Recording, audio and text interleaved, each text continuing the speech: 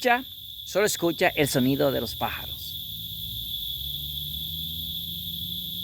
Qué bonito es estar sumergido en la naturaleza.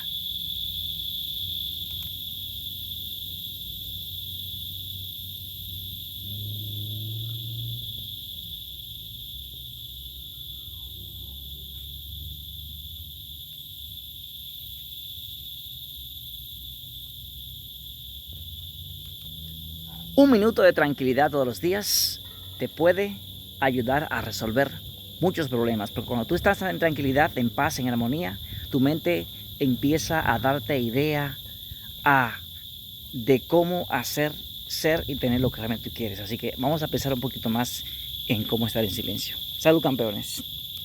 Ciclismo.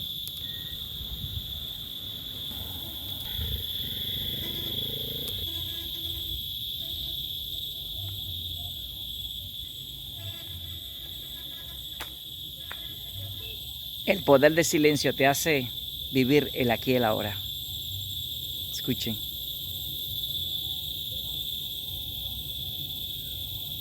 Este vídeo no lo voy a editar, va así mismo para internet.